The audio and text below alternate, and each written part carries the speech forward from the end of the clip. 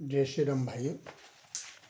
मैं महामंडलेश्वर डॉक्टर मोनानंद शास्त्री रामानंद आश्रम से। देखिए,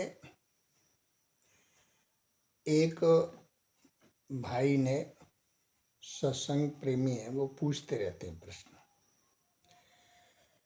एक रामायण की चौपाई से सीता स्वयंवर का एक प्रसंग भेजा है। उन्होंने कहा है कि भूप सहस दस एक ही बारा।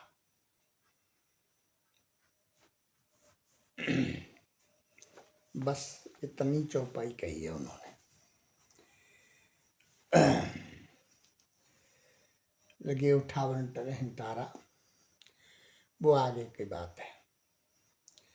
इनका आशय कहने का ये है कि 10,000 राजा एक ही बार में कैसे धनुष उठाया महाराज जी ने। तो ठीक है, भूप सहस 10 एक ही बार, यानी सबसे बहुत सरल अर्थ है इसका मतलब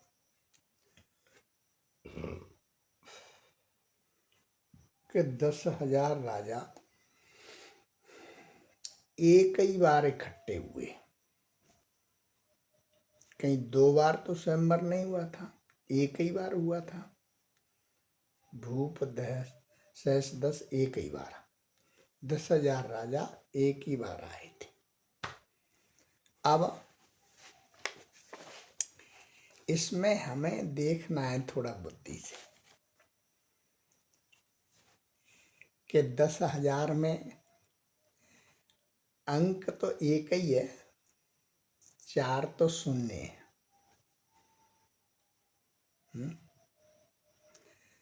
यानी शादी यानी विवाह सीता जी का एक ही के साथ होना है। ठीक है, तो वहां 10,000 या 20,000 का कोई औचित्य नहीं, सब शून्य है। अब आगे चलते हैं। अब इन भाई ने तो पूछा है कि धनुष कितना लंबा चौड़ा था। देखिए, वाल्मीकि रामायण के अनुसार 4 पहिए लगे थे जिस बॉक्स में, उसके ऊपर रखा था। तो रला ऐसे ही समझ लो आप कि आज 4 पहिए की गाड़ी जो है 10-12 फुट की हो जाती है।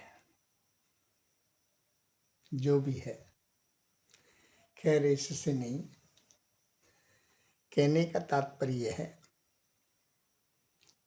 कि सारे राजा अपना अपना जोर आजमाइश कर रहे थे, लेकिन कोई भी उसके पास नहीं गया। एक दूसरे को कह रहे थे, आप देखो, आप देखो, आप उठाओ, आप उठाओ। एक भी नहीं गया। तभी जनक जी ने दुखी होकर के कहा था कि मैं तो ये शूरवीरों राजा महाराजाओं की सम्मेलन समझा था। तभी लक्ष्मण जी को बहुत गुस्सा आया और गुस्सा इतना आया कि अब व्यवस्था भंग होने वाली थी। अब यहाँ झंडा और डंडा दो चीजें हैं। अब झंडा तो जब फहरेगा जब डंडा उठेगा। यानी राम जी जो है वो हैं झंडा और लक्ष्मण जी हैं डंडा। डंडा एक व्यवस्था है, ठीक है। अब जाने को वाखे भट ज्ञान मानी, डंडा खड़ा हो तो झंडा फहरे। अब डंडा खड़ा नहीं हो रहा तो झंडा कहाँ से फहरेगा। लक्ष्मण जी को क्रोध आया, लेकिन राम जी का डर था। अब आप शिक्षा लो इससे कि क्रोध में भी अगर राम जी का डर रहे तो आप कोई गलत काम नहीं कर सकते, ये निश्चित है। क्रोध में भी राम जी का डर बहुत जरूरी है, समझे। अच्छा, आदमी को लक्ष्मण की तरह बन जाना चाहिए। जैसे यहाँ राम जी को रघुवंश मणि कहा है, तो जहाँ मणि होगी तो वहाँ लक्ष्मण रूपी फणी तो होगी। मणि कहाँ रहती है? जहाँ सांप फड़ी रहती है वहाँ तो मणि रहती है ना, रहती है कि नहीं। यानी वो एक अनुशासन है, एक व्यवस्था है।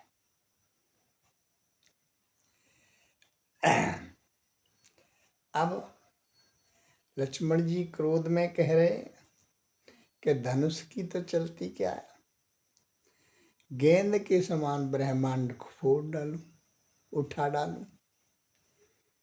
तो नहीं, वो शेष अवतार हैं, पृथ्वी को धारण करते हैं, उठा सकते हैं, इसमें कोई दो राय नहीं है। और पृथ्वी को वो फोड़ डालेंगे तो पृथ्वी को बनाने वाले भी तो बगल में ही बैठे हैं, श्री राम बैठेंगे।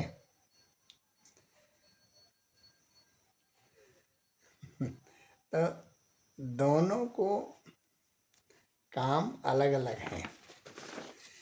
उसी समय परशुराम जी आ जाते। वैसे परशुराम जी आए नहीं हैं, क्योंकि हमारे जो पूजनीय सम्मानीय वंदनीय तुलसीदास जी जो है वो विद्वान के साथ साथ कवि भी थे।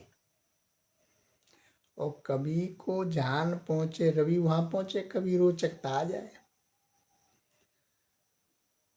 तो राजा महाराजाओं को अभिमान बहुत हो रहा था, ऊधम बहुत कर रहे थे। तो उस ऊधम को शांत करने के लिए तुलसीदास जी ने कहा परशुराम जी को ला दिया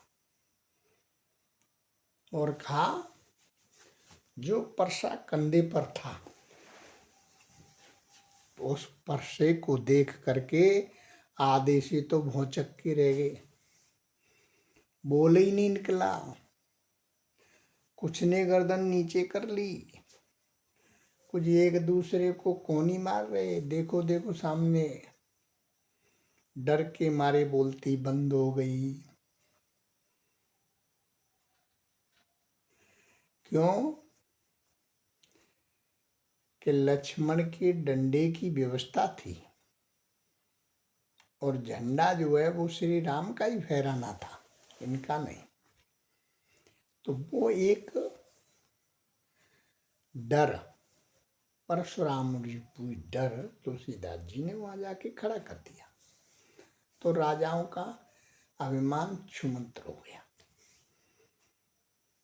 तो मेरा कहने का मतलब ये है, या फिर ऐसे मान लो कि एक एक करके आजमाइश कर ली 10,000 ने, उठा कोई नहीं पाया।